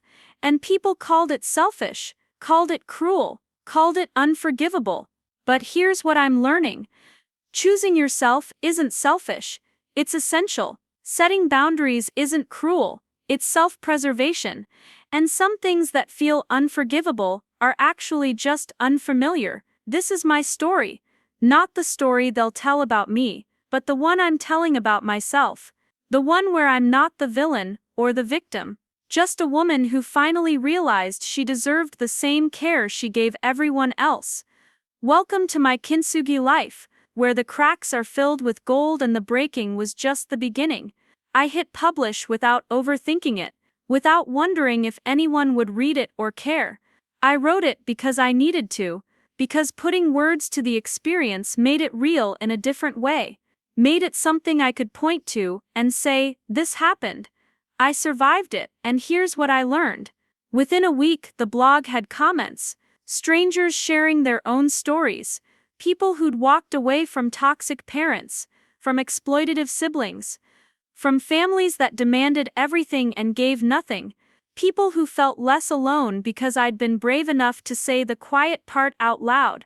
One comment stayed with me. It was from a woman named Jennifer. I've been trying to leave for 10 years, but I always go back. The guilt is so heavy, I can't breathe under it. How did you carry it? How did you keep going when everyone was telling you that you were wrong? I responded that night. The guilt doesn't go away immediately. Sometimes it still shows up uninvited. But here's the thing I learned. Guilt is supposed to guide us when we've actually done something wrong, when we've hurt someone we care about. But toxic people weaponize guilt. They make you feel guilty for having boundaries, for having needs, for existing in a way that doesn't serve them. So I started asking myself, what am I actually guilty of? Protecting myself. That's not a crime. Stopping someone from taking advantage of me. That's not wrong. Choosing a future over a past that only knew how to repeat itself. That's not betrayal. When I could answer that question honestly, when I could see that my so-called guilt was just their programming trying to maintain control, it got easier to carry. Not light, but manageable. Keep going, Jennifer. Your freedom is waiting on the other side of this discomfort. The blog became a lifeline, not just for readers but for me. Every week I'd write about some aspect of the journey, about therapy revelations, about moments of doubt, about small victories like buying expensive coffee, without guilt or sleeping through the night without checking my phone, about the grief that still surprised me sometimes, about learning that you could grieve people who were still alive, people who'd never actually been who you needed them to be. Writing made sense of it all, turned the chaos into narrative, the pain into purpose, and slowly I started to understand that my story mattered. Not because it was unique, but because it was shared, because there were thousands, maybe millions of people out there, who'd been trained to believe their worth was measured in what they could provide, who'd been taught that love required sacrifice until there was nothing left to sacrifice, who were waiting for permission to choose themselves. 3 months after starting the blog, I got an email from a literary agent. She'd been reading my posts and wondered if I'd ever considered turning them into a book, a memoir about financial abuse in families, about codependency, about the journey from exploitation to empowerment. Would I be interested in talking about it? I stared at that email for a full 10 minutes. A book. My story in a book. The idea was terrifying and thrilling. In equal measure, it meant going deeper, excavating parts of the past I'd only touched on in blog posts. It meant being vulnerable on a scale I'd never attempted, but it also meant validation, proof that what I'd been through mattered, that the lessons I'd learned could help others, that my voice had value beyond the people who'd tried to silence it. I wrote back, "Yes, let's talk." That conversation led to others. Conference calls with publishers, discussions about structure and timeline, a book deal that came with an advance, actual money for telling my story, money that was mine, not because I'd worked myself to exhaustion, but because my experience, my words, my truth had value. The day I signed the contract, I called Bree. She screamed so loud I had to pull the phone away from my ear. "I'm so proud of you," she said when she could form words again. "You're really doing it. You're taking everything they tried to destroy, and you're building something beautiful from it." "I think that's the best revenge," I said. "Not revenge that hurts them, but revenge that heals me. Living well, creating something meaningful, showing that their version of me wasn't the only version possible. That's not revenge," Bree corrected gently. "That's resurrection." Writing the book was harder than I expected. It required going back to places I'd tried to leave behind, reliving conversations that still stung, examining my own role in the dysfunction, the ways I'd enabled it by never saying no, by always being available, by believing that love required me to set myself on fire. Dr. Patterson helped me navigate it. In our sessions, we'd talk through chapters. She'd help me see patterns I'd missed, help me understand that recognizing my own complicity wasn't the same as accepting blame, that I could acknowledge my part without taking responsibility for their choices. One session stands out. I'd just written the chapter about my mother's surgery, about maxing out the credit card, about the desperation I'd felt in that hospital waiting room, and I broke down in Dr. Patterson's office. "I should have known," I sobbed. "I should have seen it coming. Vanessa had always been like that. They'd always been like that. Why did I think this time would be different? Because you loved them," Dr. Patterson said simply. "Because you hoped. Because you're human, and humans are wired to believe that the people who are supposed to love us actually do. You weren't stupid. You were hopeful. And there's no shame in that. But I wasted so much time," I said. "So much money. So much of myself." "It's only wasted if you don't learn from it," she replied. "And look at you. You've learned. You've changed. You've built a completely different life. You're writing a book that will help countless people. That's not waste. That's transformation." The book took 8 months to write, 8 months of early mornings before work, and late nights after pottery class. 8 months of crying and laughing, and remembering and processing. 8 months of turning my pain into something that might ease someone else's. When I finally typed the last word, when I sent the manuscript to my editor, I felt something shift. A door closing. A chapter ending. Not the story, just the part where I had to keep looking back. I celebrated by doing something I'd never done before. I booked a trip. Just for me. No family obligation. No checking if anyone needed the money for something else. Just a week in Seattle, a city I'd always wanted to explore but never had the time or resources for.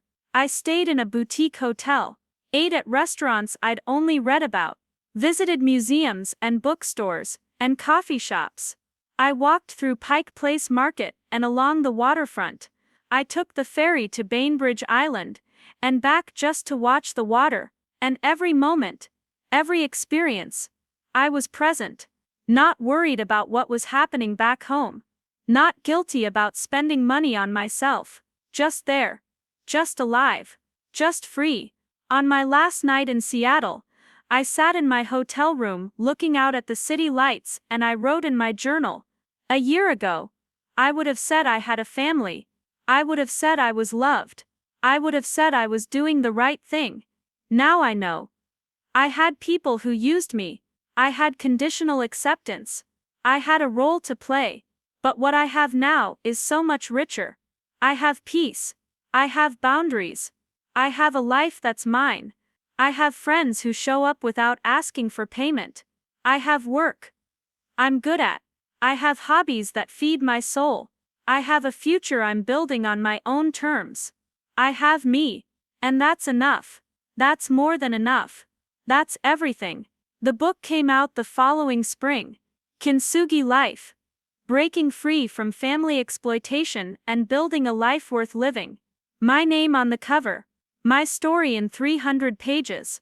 My truth in the world. The launch party was at Powell's Books, the iconic Portland bookstore I'd loved since childhood. Bree was there. James from work. David. The man I'd met at the wedding, who'd become a good friend. Dr. Patterson came, smiling from the back row. Maria from the pottery studio brought a vase she'd made, filled with flowers. The room was full of people I'd chosen, people who'd chosen me back, not because of what I could do for them, but because of who I was. I stood at the podium and looked out at faces that reflected genuine care, and I almost couldn't speak. But then I found my voice.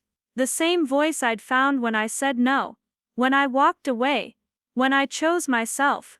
This book is for everyone who's been told that family comes first. I began.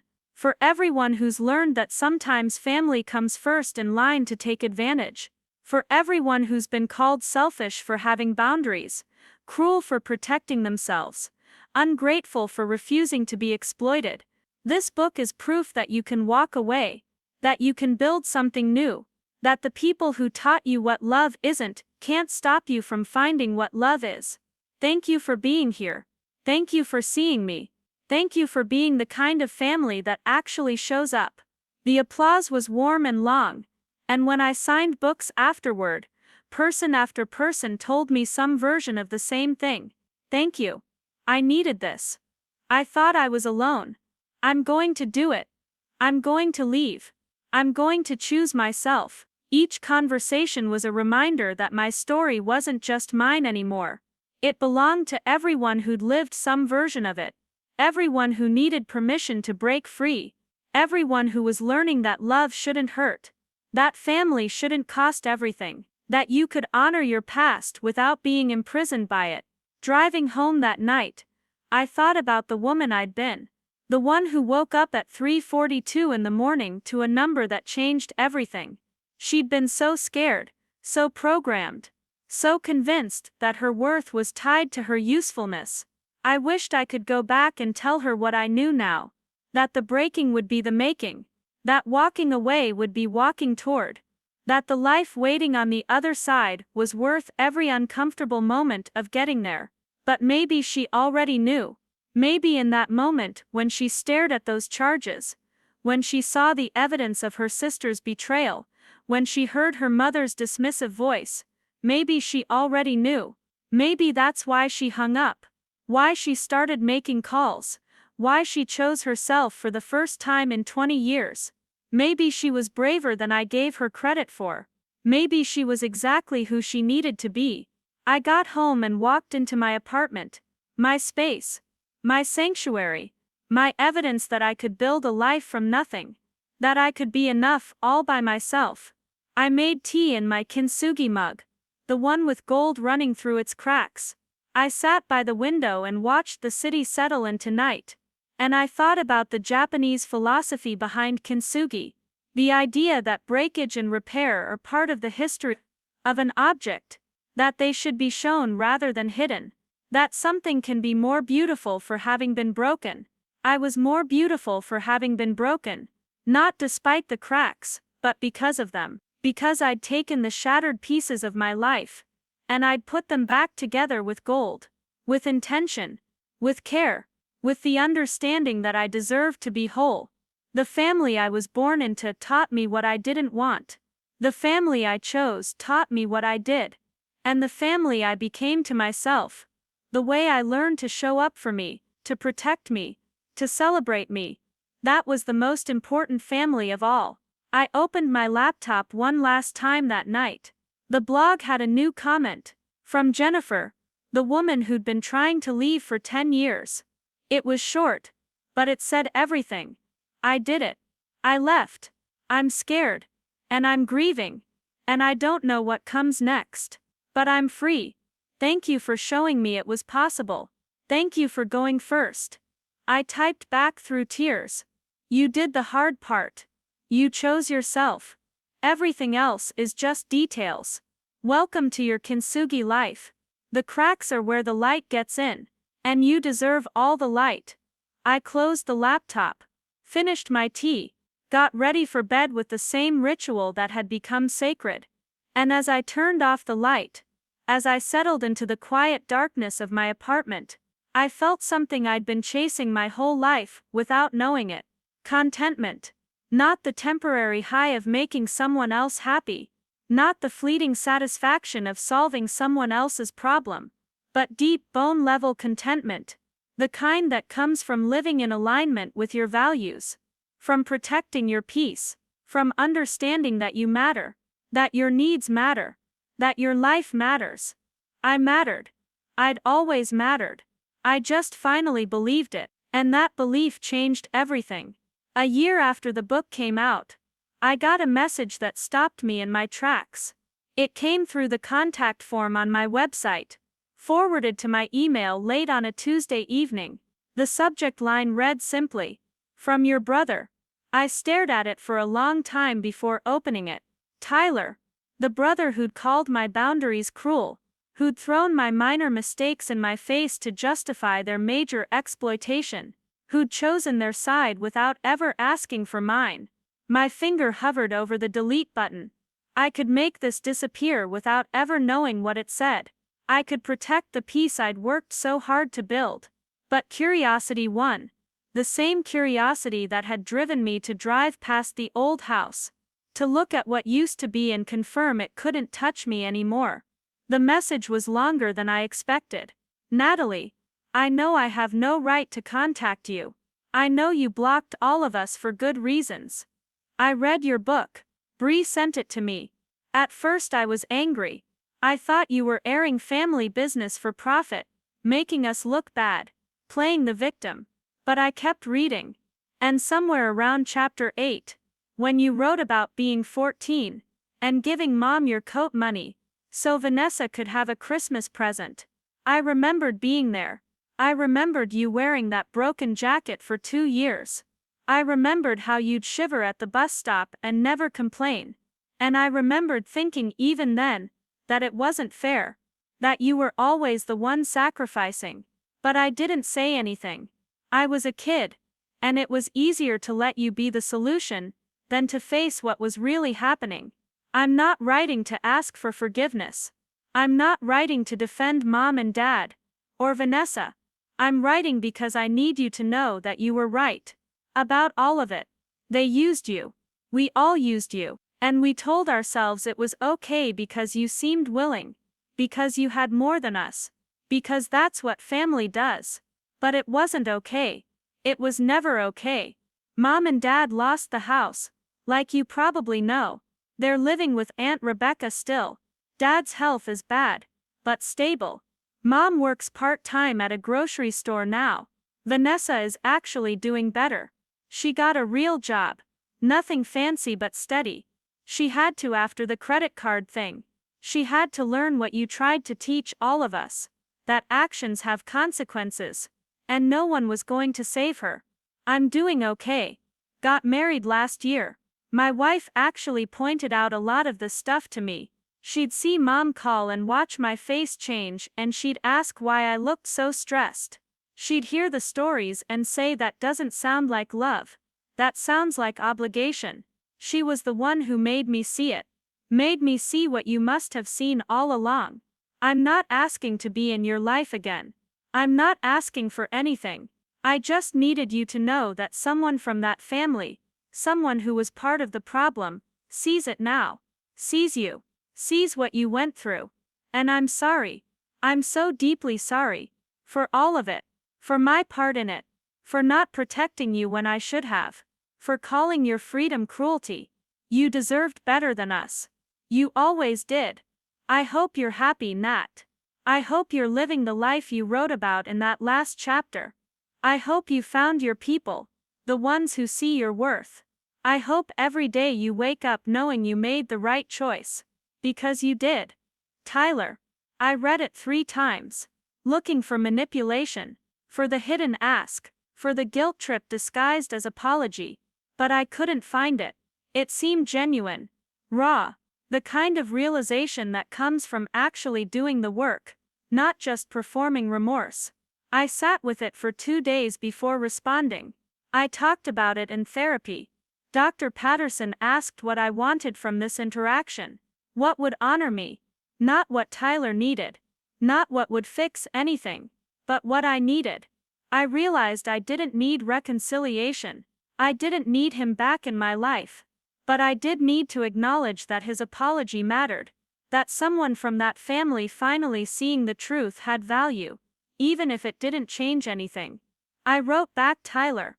Thank you for reading the book. Thank you for this message. I believe you when you say you see it now. I believe the apology is real.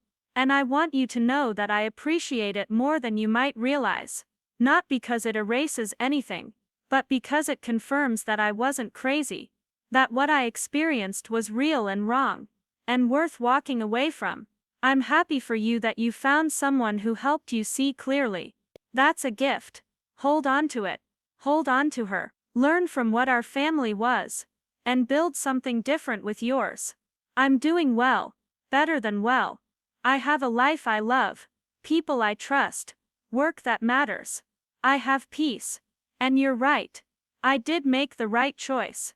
I hope you understand that this doesn't mean we have a relationship now. I've built something without you all. Something precious and fragile and mine. And I need to protect it. But I genuinely wish you happiness. I wish you growth. I wish you the kind of family you help create. Not the kind you were born into. Take care of yourself, Natalie. I hit send and felt something release. Not forgiveness exactly. But acknowledgement. The validation that comes from someone who was there admitting you weren't wrong.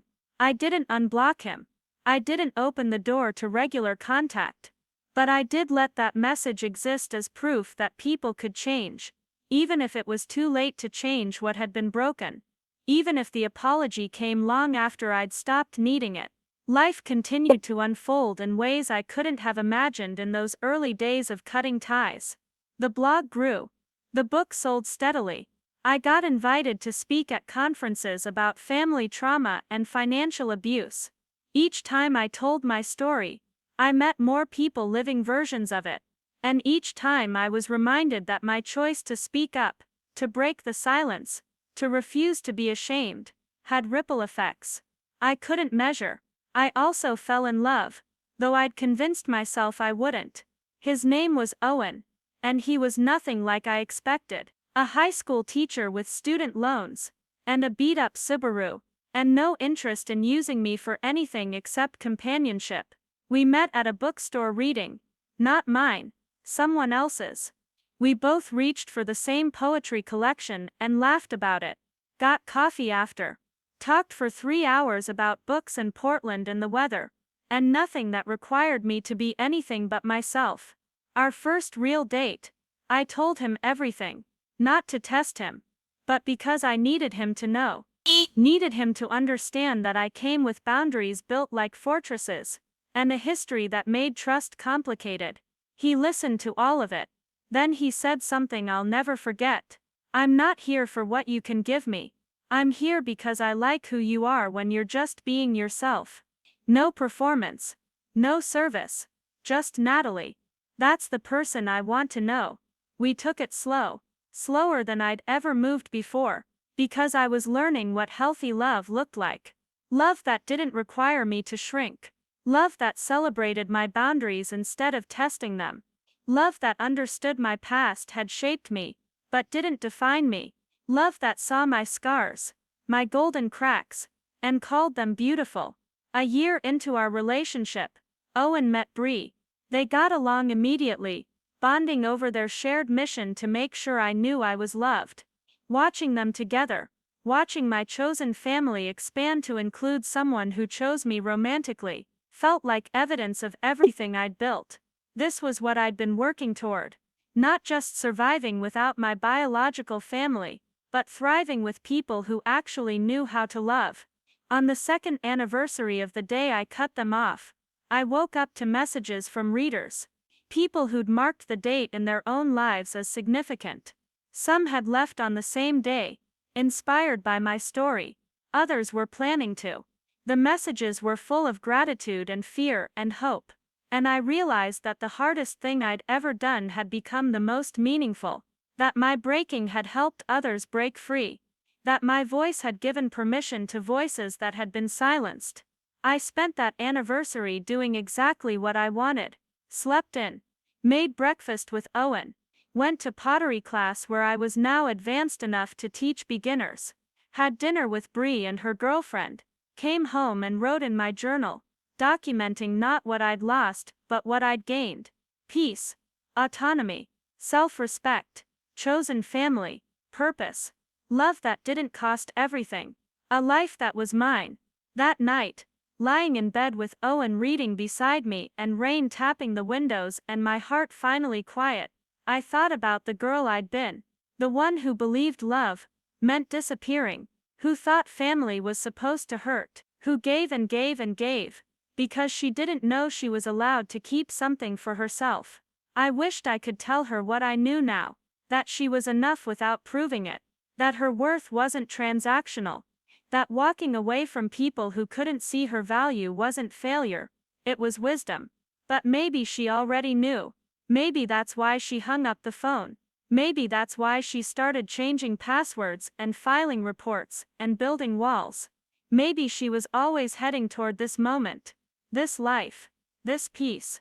Maybe she was always going to save herself. She just needed the right breaking point to do it. And now I was living the life she fought for. The life she chose when choosing felt impossible. The life she built from the rubble of everything that fell apart. I was her future, and she would be so proud. Up next, you've got 2 more standout stories right on your screen. If this one hit the mark, you won't want to pass these up. Just click and check them out.